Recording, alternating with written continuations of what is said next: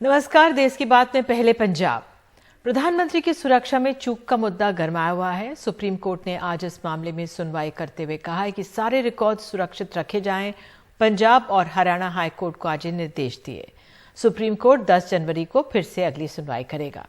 हालांकि solicitor general याचिकाकर्ता है, उन्होंने कहा है कि ये राष्ट्रीय सुरक्षा का मुद्दा है और ये रेयरेस्ट ऑफ रेयर केस है। अब केंद्रीय गृह मंत्रालय ने भी एक जांच कमेटी बना दी है। इस टीम में फिरोजपुर पहुंचकर आज जांच शुरू भी कर दी है।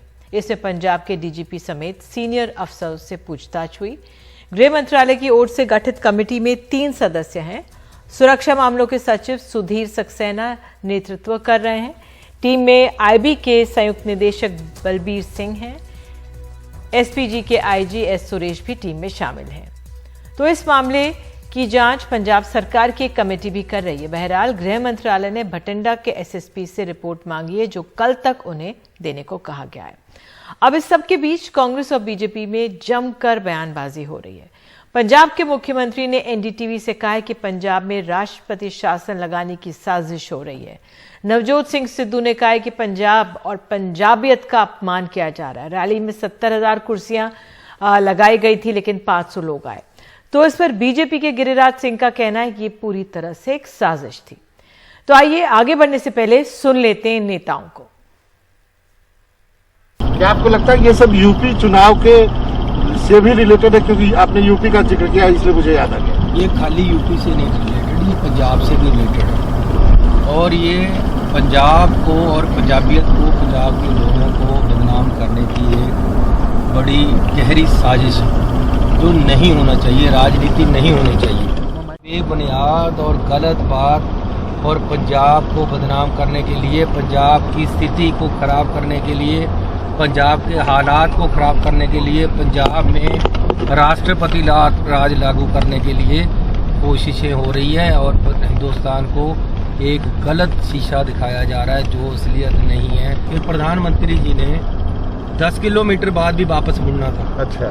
क्योंकि रैली में 70,000 कुर्सी लगी थी, 700 आदमी भी नहीं आए। सारी कुर्सियां खाली पड़ी उड़ीक रही थी प्रधानमंत्री जी को। इनको पता चल गया कि आगे कुर्सियां खाली हैं।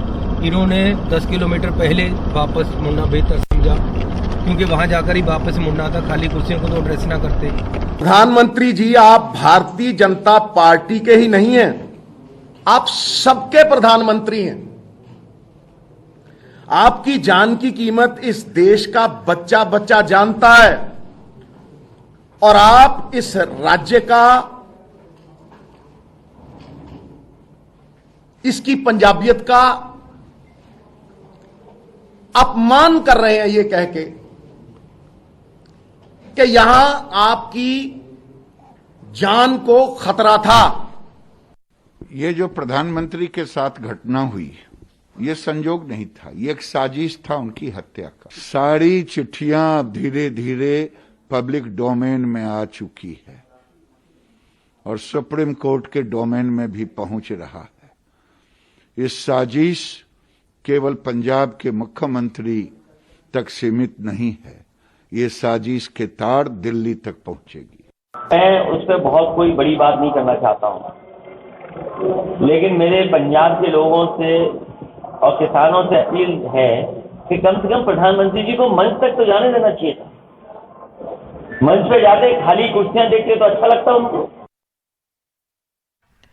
बिल्कुल। और आपको बता दें, इस पूरे मसले पर हमारे साथ बात करने के लिए 2 खास मेहमान हैं। हेमंत अत्री वरिष्ठ पत्रकार हैं और हमारे साथ आशुतोष कुमार मौजूद हैं, प्रोफेसर हैं पॉलिटिकल साइंस के पंजाब यूनिवर्सिटी में। पहले मैं आशुतोष जी आप ही से जानना चाहूंगी कि पंजाब में अब जिस तरह से मुख्यमंत्री को हम कहते हुए सुन रहे थे कि राष्ट्रपति शासन लगाने की साजिश हो रही है, हालांकि बीजेपी की तरफ से भी एक साजिश की बात आ रही है, किस तरह से इसे आंकेंगे? मैं तो इसे एक प्रशासनिक विफलता देखता हूं चीफ मिनिस्टर चन्नी साहब की, क्योंकि प्रधानमंत्री का दौरा था और यहाँ मौसम बहुत दिनों से खराब था, काफी 2-3 दिनों से। तो ये तो इम्कान था ही कि उनको रोड से जाना पड़ सकता है, हेलीकॉप्टर वहां पे शायद इंक्लीमेंट वेदर की वजह से प्रॉब्लम होगी। तो सुरक्षा का इंतजाम तो होना चाहिए था।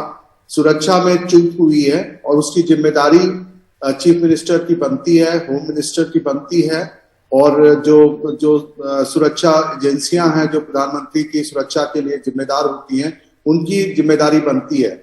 इसमें सियासत करना मुझे बहुत ही अजीब लग रहा है, क्योंकि इसमें सियासत की कोई बात नहीं है। इसमें तो जिम्मेदारी फिक्स होनी चाहिए और जो भी इसमें दोषी हैं उनको सजा देनी चाहिए, ये होना चाहिए। इसमें कहीं की पंजाबियत वाली बात नहीं हो रही है।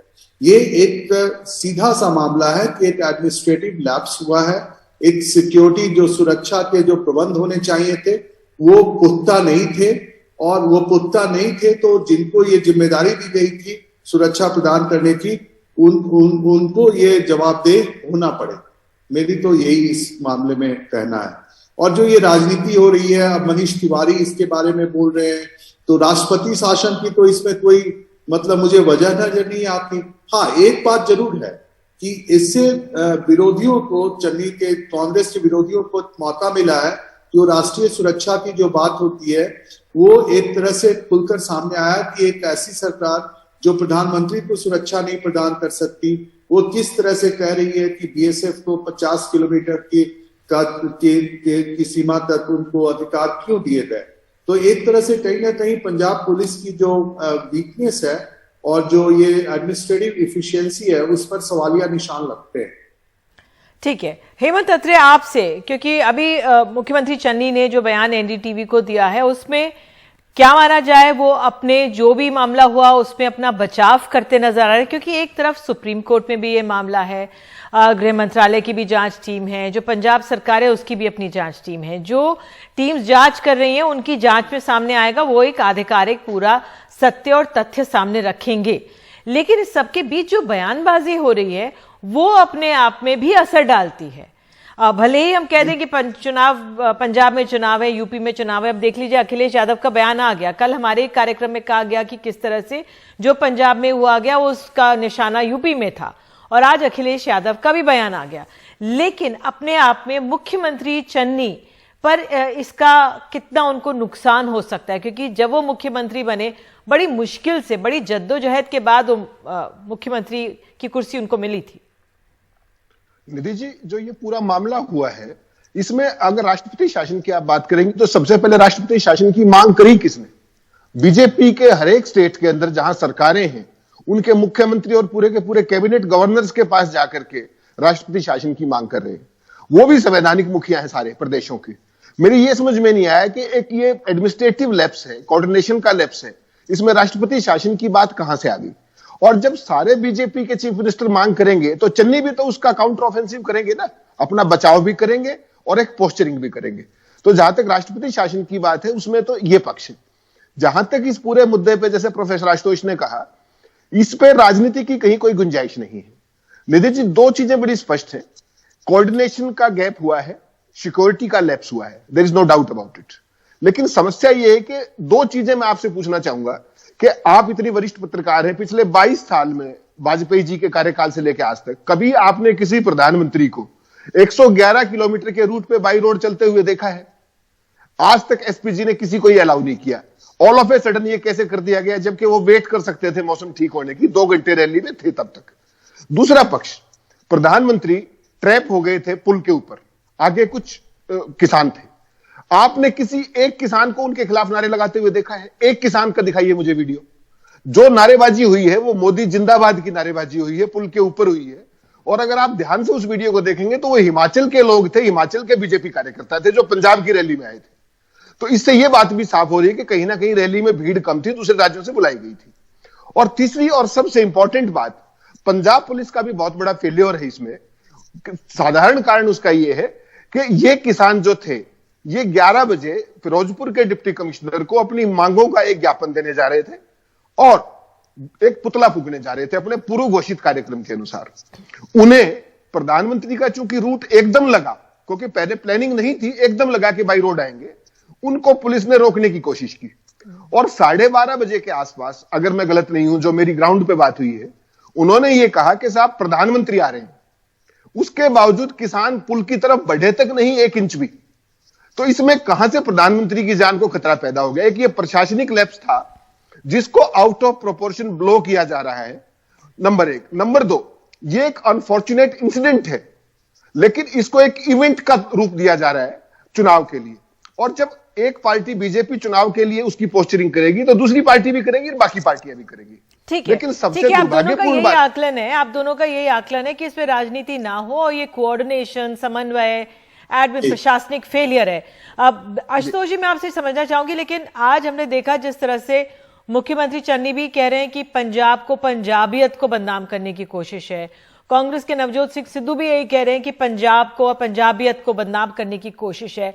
इस पंजाबियत को कितनी ठेस पहुंच रही है, या वहां पे क्या आंकलन, आप यूनिवर्सिटी में छात्रों से भी कनेक्टेड रहते होंगे, किस तरह से लिया जा रहा है इसे? नहीं, देखिए, पंजाब में तो कहते हैं ना, जी आया नो, मतलब हमेशा पंजाबीज आर नोन फॉर उनके जो हॉस्पिटैलिटी होती है वो तो विश्वविख्यात है। पंजाबियों की जो उनका जो लोगों के लिए आप देखते हो कि मैं तो पंजाब से नहीं हूं, पर आप पंजाब में देखोगे तो लंगर लगाए जाते हैं, पंजाबी लोग तो पूरे विश्व में विख्यात हैं। लेकिन यहाँ पे मुझे नहीं लगता कि ये कोई ऐसी बात है कि पंजाब के लोगों ने उनका स्वागत नहीं किया या पंजाब के लोगों ने उनको वापस लौटा दिया। ये ठीकरा फोड़ने वाली बात है। अपनी गलती को आप छुपाने के लिए इसको एक बहुत ही एक राजनीतिक स्वरूप दे देते हो, उसको अस्मिता की राजनीति से जोड़ देते हो। ये गलत बात है ना। पहली बात तो ये है, क्योंकि जो बीजेपी का जो आकलन है जहां पे वो कह रहे हैं, तो बीजेपी तो ये कह रही है कि भाई हमारे जो भारत के प्रधानमंत्री हैं उनके सुरक्षा का आपने ध्यान नहीं रखा, आपने उनको जो उनकी सुरक्षा आपको करनी चाहिए थी आपने नहीं की, आप चीफ मिनिस्टर थे, आप नहीं आए उनके स्वागत के लिए। ये चीजें होती हैं। ये मुझे लगता है कि इसमें कहीं ना कहीं एक इसमें तथ्य भी है कि एक चूक हुई है सुरक्षा प्रबंधों में, लेकिन इसको पंजाब और पंजाबियत और इससे जोड़ना गलत होगा। दूसरी बात कि प्रधानमंत्री आ रहे थे तो उन्होंने कुछ घोषणाएं करनी थी। यहाँ कांग्रेस के भी चीफ मिनिस्टर आए दिन घोषणाएं करते रहते हैं, चुनाव का माहौल है, बिल्कुल सही है। डेमोक्रेसी में एक पॉपुलिज्म और चुनावी वादे करना, लुहावने वादे करना, ये सब चलता रहता है भारत में, तो अब आम बात हो गई है। तो प्रधानमंत्री जब आ रहे थे तो वो कुछ स्कीम लेकर आ रहे थे, जैसा कि मीडिया में बताया गया, और जाहिर है कि अगर वो स्कीम के बारे में अगर वो पैसे नहीं आते केंद्र से तो कांग्रेस इसका फायदा उठा सकती थी। कांग्रेस कह सकती थी देखो इतनी योजनाएं उन्होंने घोषित की और पैसे तो दिए नहीं। तो ये पंजाब का नुकसान तो हो ही गया ना कि अब वो वापस लौट गए और उसके बारे में अभी हमें कोई खबर नहीं है कि पंजाब को वो बिल्कुल योजनाएं मिल सकती थी। और यही मुख्यमंत्री चन्नी ने शायद अपनी प्रेस कॉन्फ्रेंस में भी कहा था, यही बात। बहरहाल अत्री जी, अंत में मैं आपसे ये जानना चाहूंगी कि जो ये पूरा मामला है इसका नफा नुकसान अगर बीजेपी कांग्रेस के लिए देखे तो क्या? देखिए निधि जी, एक बात बड़ी स्पष्ट है, 380 दिन तक दिल्ली के सीमाओं पर पंजाब के किसानों ने आंदोलन किया, कहीं कोई हिंसक घटना नहीं हुई, कहीं किसी तरीके की कोई ऐसी बात नहीं हुई जिसको हम अप्रिय कह सकते हैं। और अब जो कल की भी घटना है, जो परसों की घटना है प्रधानमंत्री के, इसमें भी किसी पंजाब के आदमी ने, किसी किसान ने एक नारा तक नहीं लगाया है। तो जहां तक पंजाब और उसके बारे में बीजेपी के लोग क्या कहते हैं, चाहे वो दिल्ली के आंदोलन की बात हो कि ये खालिस्तानी है, ये फलाना है, ये आंदोलनजीवी है, और कल से भी बहुत सारे चैनल्स खालिस्तानियों की बात करने लगे हैं। सवाल केवल इतना है कि हिंदुस्तान एक लोकतंत्र है और यहां पर सबको अपनी बात रखने का, अपनी मांग रखने का अधिकार है। इतना जरूर हुआ है कि प्रधानमंत्री का जो ये दौरा था उसमें कहीं ना कहीं ऑब्स्टेकल क्रिएट हुआ, वो अनप्रोफेशनल एटीट्यूड है। और मैं एक बात और याद दिलाना चाहूंगा आपको, 20 मिनट तक प्रधानमंत्री जी पुल पे खड़े रहे। क्या उनकी गाड़ी, आपको पता है कितनी सोफिस्टिकेटेड गाड़ी है वो? 1 मिनट के अंदर उस रास्ते पे वापस हो सकती थी और उनको किसी सेफ हाउस में ले जाया जा सकता था, जो एसपीजी की ब्लू बुक का प्रोटोकॉल है। तो पंजाबियों ने तो कुछ नहीं किया। उसके बावजूद बीजेपी और उनके जो बाकी समर्थक हैं, वो जिस तरीके से पंजाब के किसानों को, पंजाब के सिखों को जिस तरीके से पॉइंटेडली टारगेट कर रहे हैं, चाहे वो किसान आंदोलन की बात हो, चाहे वो कहीं और की बात हो, चाहे कल की घटना की बात हो, ये बेहद बेहद दुर्भाग्यपूर्ण है। और इसका बीजेपी देखिए पहले भी पंजाब में मेन प्लेयर नहीं है, और जिस तरीके का पूरे देश के अंदर प्रेशर बनाया जा रहा है बीजेपी के चीफ मिनिस्टर द्वारा, निश्चित तौर पे चरणजीत चन्नी पहले दलित चीफ मिनिस्टर हैं, सर्विंग चीफ मिनिस्टर हैं। इससे बीजेपी अपना ही नुकसान कर रही है, कोई फायदा नहीं कर रही है। उनको लगता है कि वो यूपी में इसका लाभ उठाएंगे। मुझे इसका बिल्कुल उल्टा होता दिख रहा है कि अगर वो इस चीज को ज्यादा रेकअप करेंगे तो उनको फायदे की बजाय नुकसान होगा।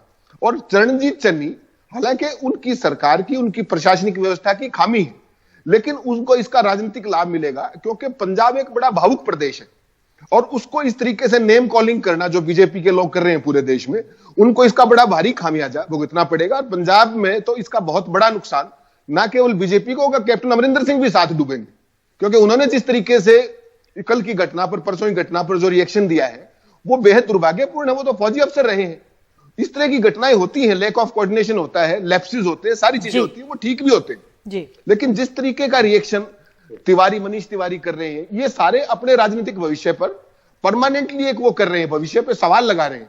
अदरवाइज पंजाब के लोगों की कहीं कोई खामी इसमें नहीं थी, केवल प्रशासनिक लैप्स था ये, जिसको इतने बड़े तौर पे रेकअप किया है बीजेपी ने पूरे देश के स्तर पे। हर एक प्रदेश में मुझे बताइए बीजेपी के लोग महामृत्युंजय यज्ञ कर रहे हैं दिन में 12 बजे।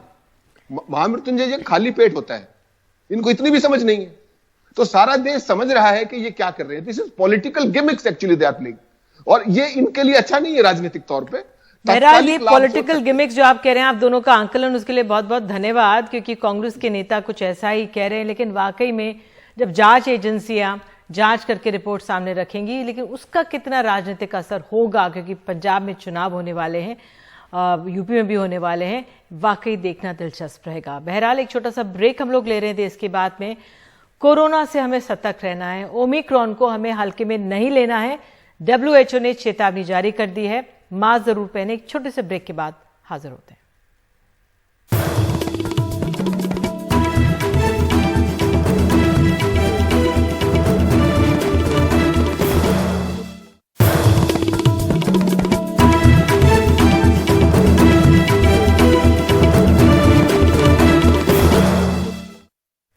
देश की बात में अब खबर ओमिक्रॉन से जुड़ी हुई। ओमिक्रॉन महज मामूली रूप से बीमार नहीं कर रहा है। विश्व स्वास्थ्य संगठन ने साफ किया है कि इस वेरिएंट की वजह से अस्पताल में दाखिले भी बढ़ रहे हैं और मौतें भी हो रही हैं। ओमिक्रॉन को हल्के में न लें, इसकी वजह से अस्पताल भी जाना पड़ रहा है और ये कुछ मामलों में जानलेवा भी हो रहा है। उधर केंद्रीय स्वास्थ्य मंत्रालय के सूत्रों से मिली जानकारी के मुताबिक भारत में भी ओमिक्रॉन वेरिएंट को माइल्ड कहना ठीक नहीं, क्योंकि इस वेरिएंट के बाद अचानक अस्पतालों में दाखिला बढ़ा है। मुश्किल राज्यों की तरफ से सही से डेटा मुहैया करवाने को लेकर आ रही है। इस लहर में दोनों टीके लेने वालों को भी संक्रमण हो रहा है और उन्हें भी जिन्हें पहले कोविड हो चुका है। इस तीसरी लहर में मामलों की रफ्तार और वैश्विक आंकड़ों का आधार इशारा कर रही है कि अनुमान से कहीं ज्यादा भारत में रोजाना मामले रिपोर्ट होने वाले हैं। तो ना ये हल्का है और ना ही इसे हल्के में लें। नई दिल्ली से परिमल कुमार, NDTV इंडिया। तो कोरोना की नई लहर में फिर से होटल और ट्रैवल इंडस्ट्री को अपनी चपेट में लेना शुरू कर दिया है। 6 महीने पहले होटल कारोबार से जुड़े 35 लाख से ज्यादा लोगों की नौकरियां गई थी। हजारों ट्रैवल एजेंट्स सड़कों पर आ गए थे। ट्रैवल एजेंट्स की माने तो जनवरी में 30 से 50% बुकिंग रद्द की गई है। पेश है रिपोर्ट।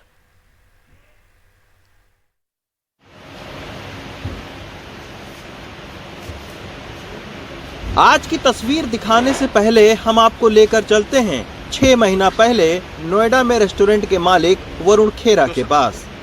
उन्होंने लाखों रुपए लगाकर पिछले साल 30 जून को अपना रेस्टोरेंट दोबारा शुरू किया था। नए साल पर अच्छा कारोबार होने की उम्मीद थी, लेकिन अब एक बार फिर से लॉकडाउन का खतरा उन्हें सता रहा है। रेस्टोरेंट एसोसिएशन ने गृह सचिव को पत्र लिखकर लॉकडाउन न लगाने की मांग की है। National restaurant association of India ने प्रधानमंत्री नरेंद्र मोदी से एक आह्वान करा है कि आप हमारे को समय इस तरीके से दीजिए कि हम सोशल डिस्टेंसिंग मेंटेन कर सके, इस तरीके से हो कि हम आराम से लोगों को विदाउट एनी स्केयर आराम से डाइन इन करा सकें। हम सभी के सभी जितने भी सरकार के अंदर लोग हैं जो ऊंचे बैठे हुए हैं, जैसे प्रधानमंत्री हैं, चीफ मिनिस्टर साहब हैं, सभी लोगों से हाथ जोड़ के विनम्र तरीके से निवेदन करते हैं कि हमारी इंडस्ट्री को बचाएं, नहीं तो हम लोग मर जाएंगे इन रिस्ट्रिक्शंस के चलते।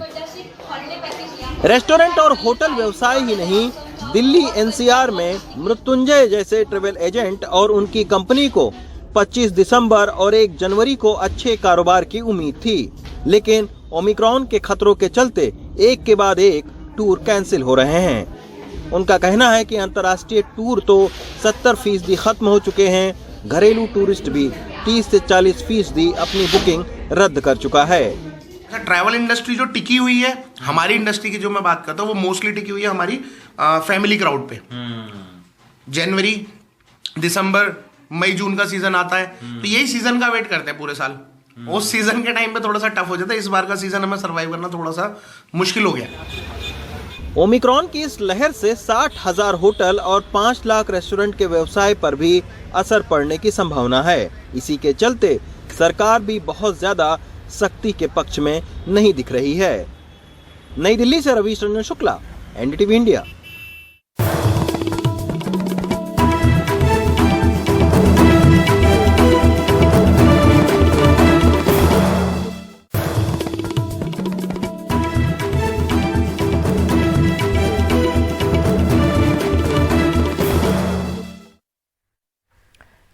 नीट पीजी में दाखिले में हो रही देरी से परेशान हजारों डॉक्टर्स के लिए सुप्रीम कोर्ट बड़ी राहत लेकर आया है। उसने दाखिले की इजाजत दे दी है और इस दौरान ओबीसी का 27% कोटा भी रहेगा और ईडब्ल्यूएस का 10% का कोटा भी।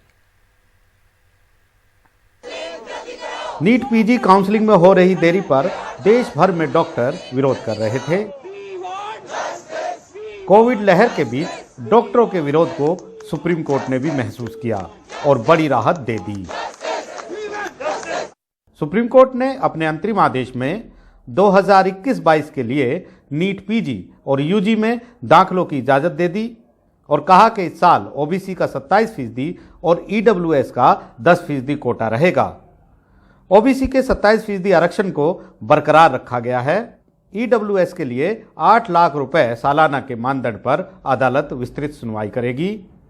मार्च में होने वाली सुनवाई तय करेगी कि भविष्य में ईडब्ल्यूएस के लिए आय मानदंड क्या होगा। बहुत बड़ी राहत है। 45,000 डॉक्टर्स जो नीट पीजी क्वालिफाई करके घर बैठे वो आपके सिस्टम को ज्वाइन कर लेंगे, तो बहुत बड़ा अचीवमेंट है और बहुत राहत मिलेगी हमारे हेल्थ केयर सिस्टम को। मैं आप सब लोगों का शुक्रगुजार हूँ जो हमारे साथ आप लोग हर समय खड़े रहे। मीडिया खड़ी थी, स्वास्थ्य मंत्रालय हमारे साथ खड़ा हुआ। इनफैक्ट आज सुप्रीम कोर्ट का इतना बढ़िया डिसीजन आना, उसके लिए हम बहुत थैंकफुल हैं सभी का। सुप्रीम कोर्ट में इसे लेकर कई याचिकाएं दाखिल हैं। दरअसल केंद्र ने 29 जुलाई 2019 को मेडिकल डेंटल दाखिलों में ओबीसी का 27% और ईडब्ल्यूएस का 10% कोटा तय किया। ईडब्ल्यूएस के लिए सालाना आय 8 लाख रुपए तय की गई। सुप्रीम कोर्ट ने 8 लाख रुपए की सीमा पर सवाल उठाए तो केंद्र सरकार ने काउंसलिंग रोकते हुए पुनर्विचार के लिए कमेटी बना दी। लेकिन कोविड लहर के दौरान डॉक्टर इसके विरोध में आ गए और केंद्र ने अदालत से इस साल मौजूदा आधार पर दाखिलों की इजाजत देने की गुहार लगाई। दरअसल सुप्रीम कोर्ट भी जानता है कि कोविड की इस लहर में डॉक्टरों की देश को सख्त जरूरत है, इसलिए सुनवाई के दौरान सुप्रीम कोर्ट ने कहा था कि राष्ट्रीय हित में वो चाहता है कि काउंसलिंग जल्द से जल्द शुरू हो। हालांकि ईडब्ल्यूएस को लेकर कानूनी लड़ाई अभी अदालत में जारी रहेगी। नई दिल्ली से Ashish Bhargava, NDTV India. Bulli Bai app के जरिए मुस्लिम महिलाओं की सोशल मीडिया पर नीलाम करने वाला नीरज बिश्नोई दिल्ली पुलिस के कब्जे में है। इंजीनियरिंग छात्र नीरज ने तकनीक के इस्तेमाल से अपनी पहचान छुपाकर यह ऐप बनाया और फिर पुलिस से भी बचता रहा। बुली बाय ऐप कांड का मुख्य आरोपी 21 साल का नीरज बिश्नोई दिल्ली पुलिस की गिरफ्त में है। हम आपको बताते हैं कि कैसे नीरज बिश्नोई असम के जोरहाट में बैठकर तकनीक की मदद से समाज में जहर घोलने का काम कर रहा था। ये गिटहब प्लेटफॉर्म है जहां पर जाकर नीरज ने ये ऐप बनाया और इसे लॉन्च किया। गिटहब प्लेटफॉर्म पर जाकर कोई भी अपना सॉफ्टवेयर या प्रोजेक्ट बना सकता है, लेकिन गिटहब प्लेटफॉर्म पर सॉफ्टवेयर बनाने से पहले यूजर को अपने ईमेल से इस प्लेटफॉर्म से लॉगिन करना पड़ता है। लेकिन अगर नीरज अपनी असली आईडी से गिटहब पर लॉगिन करता तो पुलिस उसके आईपी एड्रेस से उसका पता लगा लेती। तो नीरज ने इस्तेमाल किया प्रोटोन ईमेल का। एक्सपर्ट्स की माने तो प्रोटोन ईमेल पर आईडी बनाने से पहचान जाहिर नहीं होती। उन्होंने ये जो एप्लीकेशन है बड़ा शातिर तरीके से बनाया है और इसमें बहुत सारी चीज़ों को ध्यान रख कर कि हम पुलिस की जो जांच है और ये सब जो पुलिस किस तरह से पकड़ेगी, तो इन सब चीज़ों को एक पूरा ऑर्गेनाइज तरीके से ये सॉफ्टवेयर बनाया है। ये कोई नॉर्मल अगर यहाँ पे अगर आप कोई सॉफ्टवेयर बनाते हैं या कोई भी अगर अकाउंट बनाएंगे तो अपने ईमेल आईडी से बनाएंगे, लेकिन नीरज बिश्नोई ने ये जो अकाउंट बनाया ये बनाया है प्रोटोन ईमेल के थ्रू। अब ये प्रोटोन ईमेल क्या होता है? प्रोटोन ईमेल एक सिक्योर ईमेल होता है, सिक्योर ईमेल बोला जाता है इसको, और इसमें आया हुआ हर ईमेल इनक्रिप्टेड होता है। इनक्रिप्टेड मतलब कि वो कोई भी जांच एजेंसी उसको नहीं निकाल सकती। बिश्नोई ने गिटहब अकाउंट और प्रोटोन ईमेल एड्रेस को प्रोटोन वर्चुअल प्राइवेट नेटवर्क के जरिए बनाया और इसका एक्सेस हासिल किया। बिश्नोई ने इसका वीपीएन लोकेशन जापान और अमेरिका में दिखाया ताकि जांच को भटकाया जा सके और पुलिस को लगे कि इसका यूजर तो भारत में रहता ही नहीं है। इन्होंने प्रोटोन ईमेल पे मेल बनाया और उसी ईमेल को यूज किया गिटहब में, और साथ में इन्होंने एक और लेयर ऑफ सिक्योरिटी डाल दी कि भाई कल को अगर प्रोटोन वाले भी किसी तरीके से हमारी दिल्ली पुलिस को डिटेल दे दें, फिर उसने यूज किया proton VPN, virtual private network, मतलब एक ऐसा नेटवर्क जो कि कभी जापान से आपको दिखाएगा, कभी स्विट्जरलैंड से आपको दिखाएगा, कभी आपको रशिया से दिखाएगा, तो वो अपनी जो लोकेशन है वो बार बार बदलता रहता है। पूछताछ में बिश्नोई ने बताया कि उसने सुली डील्स को कॉपी किया था और उसके कोड और ग्राफिक्स को एडिट करके ठीक वैसा ही ऐप बनाने में इस्तेमाल किया। बिश्नोई ने पुलिस को बताया कि उसने ट्विटर हैंडल @bullyby_ भी बनाया था। इसके अलावा उसने कुछ और फेक हैंडल्स बनाए थे गुमराह करने के लिए। बिश्नोई ने शुरुआती पूछताछ में बताया था कि वो कुछ पत्रकारों के राजनीतिक स्टैंड और रिपोर्ट से बेहद खफा था और उसने ऐसा उन्हें सबक सिखाने के लिए किया। हमें समझना होगा कि अब कोई सांप्रदायिक दंगे भड़काने के लिए हजारों या सैकड़ों लोगों की जरूरत नहीं है। अभी एक लड़का 21 साल का वो इंटरनेट के जरिए एक लैपटॉप से इतना बड़ा नफरती कैंपेन चला रहा था मुस्लिम महिलाओं के खिलाफ, वो भी उनके खिलाफ जो कि अपनी एक मजबूत विचारधारा रखती हैं, जो देश में संवैधानिक अधिकार सबको है। लेकिन सबसे बड़ा सवाल ये है कि इंटरनेट के साथ जिम्मेदारी भी आती है और इंटरनेट के जरिए इतने बड़े बड़े अपराध भी किए जा सकते हैं, तो उसका इस्तेमाल बेहद संजीदा तरीके से होना चाहिए। सहयोगी शशिकांत झा के साथ सौरभ शुक्ला, NDTV इंडिया। और देश की बात में अब खबर है उत्तर प्रदेश से। 2019 में बुलंदशहर के स्याना में इंस्पेक्टर सुबोध सिंह हिंसा मामले में मुख्य आरोपी योगेश राज पर कानूनी शिकंजा कस रहा है। स्याना हिंसा का मुख्य आरोपी बुलंदशहर जिला सत्र न्यायालय में अपने समर्थकों के साथ इसने सरेंडर करने पहुंचा था। योगेश राज ने कहा कि उनको न्याय व्यवस्था पर पूरा भरोसा है और उसको न्याय मिलेगा। सुप्रीम कोर्ट के आदेश पर जिला सत्र न्यायालय में सरेंडर करने पहुंचा ये योगेश राज।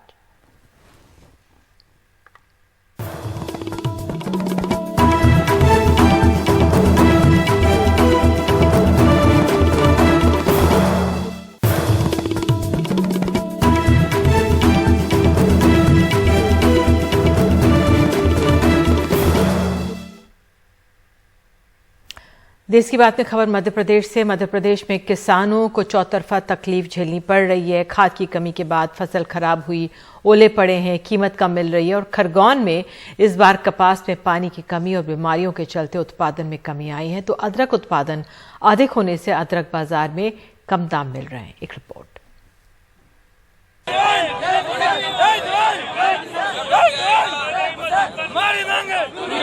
पौधा धनिये का मुश्किल से 1-1.5 फीट का होता है, उसमें 5-5, 6-6 टुकड़े हुए। ये हालत चनों की हो गई। विदिशा के लटेरी तहसील में फसल की हालत खुद बीजेपी के विधायक बता रहे हैं। राजगढ़, गुना के भी कई गांवों में ओला पड़ने से फसल बर्बाद हो गई। सरकार कह रही है नुकसान का आकलन कर रहे हैं। किसानों को घबराने की या चिंता करने की जरूरत नहीं, सरकार उनके साथ है। अतिवृष्टि का आंकलन, ओलावृष्टि के आंकलन के लिए सभी राजस्व अधिकारियों को निर्देश दिए हैं। मुख्यमंत्री जी स्वयं इसको देख रहे हैं। इस मौसम में बारिश से गेहूं या दूसरे अनाज को तो उतना नुकसान नहीं होता, खास करके अगर पानी सीधा पौधों पर पड़े तो वो ठीक ही है, लेकिन ओला मुसीबत है। दलहन और तिलहन के लिए जो सब्जियों के पौधे हैं वो भी जमीन में लेट जाते हैं, जिससे उनकी गुणवत्ता और उत्पादकता दोनों प्रभावित होता है। दूसरी बात ये, जब ओला पिघलता है तो वो पौधों की जड़ों को नुकसान पहुंचाता है। इससे भी आगे पौधों में कई मौसमी बीमारियां लग जाती हैं। खरगोन में इस बार कपास बिगड़ी तो किसानों ने अदरक से आस बांधी। अदरक का भाव 15। ठंड में 80 से 100 रुपए किलो बिकने वाले अदरक के लिए किसानों को 15 रुपए भी नहीं मिल रहे हैं। ये ऐसी उपज है कि इसको कोल्ड स्टोरेज या बड़े बड़े गोडाउनों में रखा जाता है, वो किसान सक्षम नहीं है। 80% किसान हमारा लघु एवं सीमांत किसान है, छोटा किसान है, उसके पास में गोडाउन कहाँ है? वो जब बाजार जाए उसको उचित मूल्य मिलना ही चाहिए। अदरक की आवक इस वक्त ज़्यादा है, इसके कारण भाव कम है। पिछले 2 साल पहले जब भाव उठा के देखेंगे इसका तो 90 रुपये, 100 रुपये, 110 तक अदरक गया, लेकिन इस वक्त दिन पे दिन गिरावट आ रही है अदरक की, और इतनी गिरावट आ गई कि किसान जो है वो अदरक लगाने से अब मना कर रहे हैं कि अब अदरक नहीं लगाएं, क्योंकि जितना का बीज है उतना भी उनको मिल नहीं पा रहा है। जानकार पाकिस्तान बांग्लादेश में निर्यात बंद होने को भी इसकी एक बड़ी वजह बता रहे हैं। यदि ये अपने अन्य अरबी देशों में और अपने पाकिस्तान में यदि सप्लाई होता है, एक्सपोर्ट होता है, तो इसके रेट में 100% बढ़ोतरी होगी। पिछले वर्ष भी अदरक का भाव कम होने के कारण इस वर्ष पिछले वर्ष का अदरक जो है रखा हुआ था और इस वर्ष भी उत्पादन हो गया, तो दोनों वर्ष का अधिक उत्पादन होने के कारण मार्केट में मांग कम हो गई और उत्पादन क्षेत्र में ज़्यादा हो गया।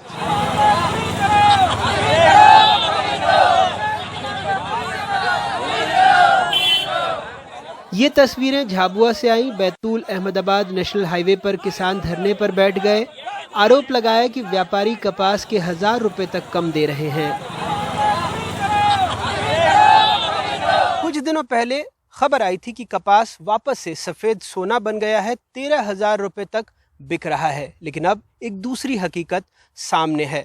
पता नहीं देश के किसान को मौसम, सिस्टम, कीमतें, नकली खाद बीज और गलत खबरों के अलावा और किस किस बात से लड़ना होगा। विदिशा से नावेद, खरगोन से आसिफ और झाबुआ से सचिन के साथ Anurag Dwari, NDTV India. Celebrity hair stylist Javed Habib पर उत्तर प्रदेश के मुजफ्फरनगर में हेयर कट के दौरान एक महिला के सिर पर थूकने के आरोप में एफआईआर हो गई है। मुजफ्फरनगर में हेयर स्टाइलिंग की वर्कशॉप में जावेद हबीब ने हेयर स्टाइलिंग प्रोफेशनल्स को टिप्स देते हुए कहा कि अगर पानी ना हो तो थूक कर भी काम चलाया जा सकता है। जावेद हबीब ने अब इस पर माफी मांगी है और कहा है कि लंबे सेमिनार को मजाकिया बनाने के लिए उन्होंने ऐसा किया था। ध्यान से रखो, ध्यान से सुनो। और अगर पानी की कमी है ना, जावेद हबीब की इस हरकत पे ये महिला नाराज हैं। उन्हें उनसे इसकी उम्मीद नहीं थी। उन्होंने उन पे मुकदमा कर दिया है। कल मैंने एक सेमिनार अटेंड किया जावेद हबीब सर का, और उन्होंने ऑन दी स्टेज मुझे हेयर कट के लिए इनवाइट किया, और उन्होंने इतना मिसबिहेव किया कि उन्होंने ये दिखाया है कि अगर आपके पास पानी ना हो तो आप अपने थूक से भी हेयर कट करा सकते हो। तो मैंने वो हेयर कट नहीं कराया। मैं अपने गली के नुक्कड़ के नाई से बाल कटवा लूंगी। मुजफ्फरनगर पुलिस ने जावेद हबीब के खिलाफ आईपीसी की दफा 355, 504, आपदा प्रबंधन अधिनियम की दफा 3 और महामारी अधिनियम की दफा 56 के तहत मुकदमा दर्ज कर लिया है। ये अभी 2 दिन पहले एक सोशल मीडिया पे वीडियो वायरल हो रहा था, जिसमें जावेद हबीब जो कि एक सेलिब्रिटी हेयर ड्रेसर हैं, उनका एक वीडियो था जिसमें वो महिला पे थूक रहे हैं, इस तरह का कोई वीडियो था। इसका हमने संज्ञान लिया था, और कल जो है जो ये महिला है, इन्होंने कल एक तहरीर दी थी मंसूरपुर थाने में। उस तहरीर के आधार पर हमने सुसंगत धाराओं में मुकदमा पंजीकृत किया है और उसके आधार पर हम आगे कार्रवाई कर रहे हैं। हालांकि 2019 के लोकसभा चुनाव से पहले जावेद हबीब बीजेपी में शामिल हो गए थे और उन्होंने बताया था कि वो पहले बालों के चौकीदार थे, अब देश के चौकीदार हैं। अभी तक मैं था इस कंट्री का बालों का चौकीदार, आज मैं बनने वाला हूँ इस कंट्री का चौकीदार। लेकिन इससे अनजान कुछ बीजेपी समर्थकों ने उनके खिलाफ प्रदर्शन कर थाने में तहरीर भी दी। जब इस तरह का वर्ल्ड फेमस व्यक्ति इस तरह की स्थिति करेगा तो जितने देश के अंदर हेयर सैलून है, जितने ब्यूटी पार्लर है, उन पे भी इस चीज का फर्क पड़ेगा। इस तरह की हम लोगों ने इंस्पेक्टर साहब से मिलकर तहरीर दी है और उस पर मुकदमा दर्ज करवा लिया। मामला बढ़ने पे जावेद हबीब ने एक माफीनामा जारी किया है। मेरे सेमिनार में हुए कुछ वर्ड को लेकर कुछ लोगों को कुछ ठेस पहुंची है। एक ही बात बोलना चाहूंगा, हमारे जो सेमिनार होते हैं ना, ये प्रोफेशनल सेमिनार है, मतलब जो लोग हमारे प्रोफेशन के अंदर काम करते हैं, और हमारे लंबे शो होते हैं। और मतलब लंबे शो जब होते हैं तो हमें थोड़ा उसको ह्यूमरस बनाना पड़ता है। बट क्या बोलूं, एक ही बात बोलता हूं, दिल से बोलता हूं। अगर आपको सच्ची में ठेस पहुंचे, हर्ट हुए हैं, माफ करो ना, सॉरी, दिल से माफी मांगता हूं। सेलिब्रिटीज के अपने अपने तरीके होते हैं। हालांकि किसी बोझिल सेमिनार या वर्कशॉप को हल्का फुल्का या मजाकिया बनाने के कुछ और तरीके भी हो सकते हैं। थूकना किस मजाक का हिस्सा है, ये शायद जावेद हबीब ही समझते होंगे। मुजफ्फरनगर में दिलशाद और लखनऊ में कैमरामैन राजेश गुप्ता के साथ कमाल खान, एनडीटीवी इंडिया।